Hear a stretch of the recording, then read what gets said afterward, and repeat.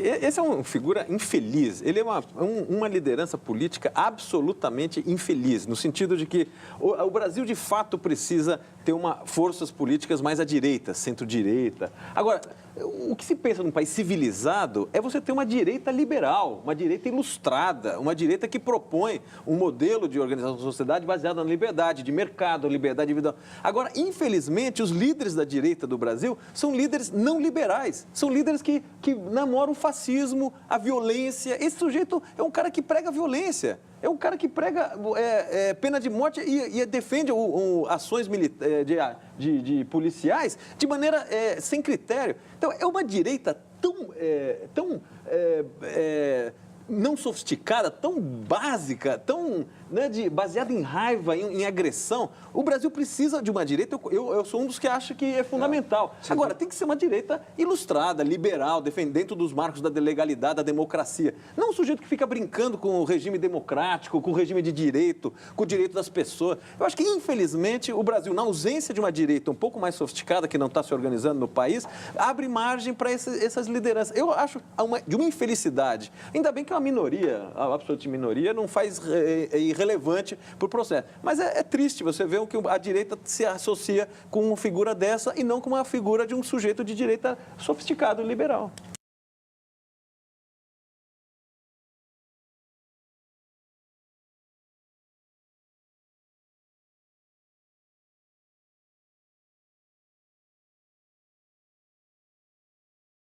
Deputado, aproveitar o tempo aqui, que temos só 7 minutos, e estou muito curioso para saber algumas das propostas no campo econômico do senhor.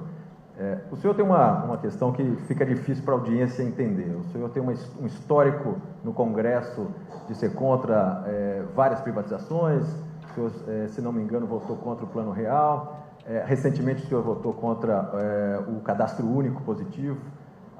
O senhor, quando faz referência ao processo de desenvolvimento do Brasil, sempre se refere ao período militar, que o senhor deve saber que foi o período que mais criou estatais no país, né? Então não tem nada a ver com o discurso, e aí que vem a minha pergunta, não tem nada a ver com o discurso que o senhor faz, em particular vinculado ao Paulo Guedes, que a gente conhece, assessorou lá a equipe econômica do Pinochet, foi um extremo liberal, é o oposto, exatamente o oposto do que foi o regime militar brasileiro, talvez 180 graus do que foi o regime militar brasileiro, do ponto de vista econômico, sendo que o resultado foram os opostos, né? Aqui, o regime militar brasileiro, que o senhor toda hora cita, entregou o país com uma hiperinflação, com um problema fiscal cavalar e com uma participação do Estado na economia, talvez a maior da história do Brasil, né? É no período democrático que a gente tentou corrigir a superinflação, corrigir a questão de fiscal e, de alguma maneira, implementar alguns projetos que têm a ver com desenvolvimento mais sustentável. Como é que o senhor explica essa contradição? O histórico do senhor e as referências no discurso são muito estatista, muito anti-reforma, muito anti qualquer tipo de liberalização do processo econômico, e aí o senhor vem e fala que o seu principal assessor econômico é o Guedes, que é um ultraliberal que defende, inclusive, a privatização da Petrobras. O senhor precisaria se posicionar, nesse caso recente da greve dos caminhoneiros, que foi parte greve e parte lockout, o senhor acabou apoiando essa greve, esse movimento.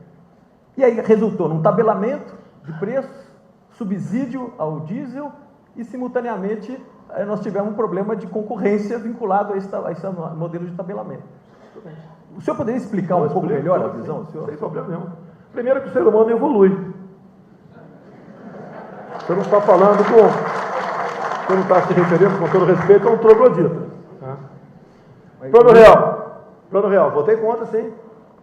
Lá naquela época, 94, a inflação de janeiro e fevereiro de 94 foi expurgada apenas para os militares das Forças Armadas. Sou capitão do Exército, tentei negociar com a equipe econômica o mesmo tratamento para os servidores públicos. Não consegui, votei contra. O que podia fazer? Questão do cadastro único. Não temos qualquer garantia do sigilo dos cadastrados. Zero. E até falei lá, por que não pode? O pessoal faz emenda na perna, faz emenda e bota aí, que eu voto favorável. Vou mandar o MP depois. Não mandaram ainda.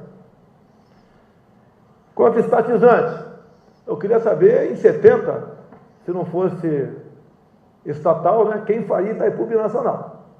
Responda isso. Quem faria se não fosse o governo federal? Agora, tire as obras de infraestrutura do período militar e veja o que sobra do Brasil. Não sobra nada do Brasil.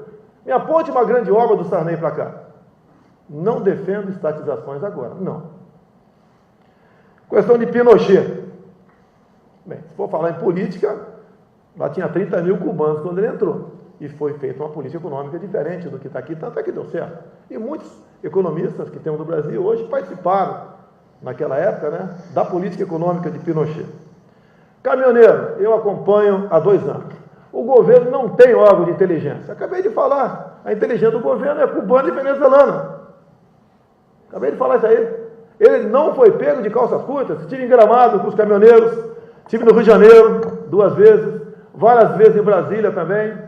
Problemas que eles têm todos. O governo simplesmente é insensível. Ou melhor, não tem moral para buscar a solução de problemas, que está tudo loteado. Quando fala em multagem eletrônica, tem uma pequena máfia de colega meu que trata esse assunto. O senhor anda 70 por hora lá em Leblon, Copacabana, que não tem passarela, mas na Rio Santos tem que andar 40 por hora. Por que isso? A indústria da multa. Isso pesa no bolso do caminhoneiro, das empresas, pesa na inflação no final do ano. Tá? A questão da roubo de cargas é hoje que vem tratando esse assunto. O pessoal fala que eu estou errado, mas a política deles é continuar o dinheiro de custódia, uma equivocada política de direitos humanos, é uma preocupação enorme com o encarcerado, é não reduzir a moralidade penal, tudo é progressão de pena. O bandido é um coitado, o desgraçado somos nós. Então chega uma hora que explode o negócio. Apoiei sim, fiz vídeo. 4, 5 dias depois fiz um outro vídeo, e sempre falando em não obstruir rodovias. Eles não fizeram. Quando começou a infiltração, a obstruir, reforcei, pedi para eles, seria um gesto de altruísmo, etc, etc, deixar o movimento. Ganhei antipatia de metade deles. Não fui para a pista em nenhum momento. Agora, o governo não tem capacidade para se antecipar a problemas. É um governo omisso. É um governo que não se expõe. O que moral vai se expor também, né? Dessa forma de fazer política, não toma lá da cá, como é que vai fazer uma política sadia para o seu país? E as mudanças acontecem.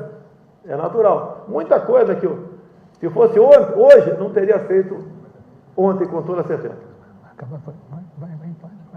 Deixa eu pegar então o último minuto aqui e voltar para um ponto que também acho que é uma questão permanente sobre a sua candidatura, deputado, que é a questão da governabilidade. O senhor se referiu aí a montar uma bancada, talvez ad hoc, né, a posterior a tomar a posse. Mas a gente precisa lembrar, talvez, um pouco o histórico, vou ser bem rápido. O histórico do senhor foi aprovar, ao longo dos 24 anos, 1 ou 2 projetos, o senhor nunca liderou uma comissão, relatou um projeto importante. Como é que de uma hora para outra o senhor, que em 24 anos não conseguiu montar uma coalizão mínima, conseguiria no dia 1º de janeiro? A pergunta é complexa, Jair, mas infelizmente o tempo é curto. Como é que são escolhidos os líderes de partido, vice-líderes e presidentes de comissões? É a maneira como é escolhido. Se eu tivesse participado dessa coalizão toda, talvez tivesse preso uma hora dessa. Essa é a forma de fazer política também. Me desculpa aqui, é verdade. Falam sobre, violência no Rio, o cara não fez nada. Se eu tivesse feito algo com o Cabral, estaria jogando dominó com ele em Bangu.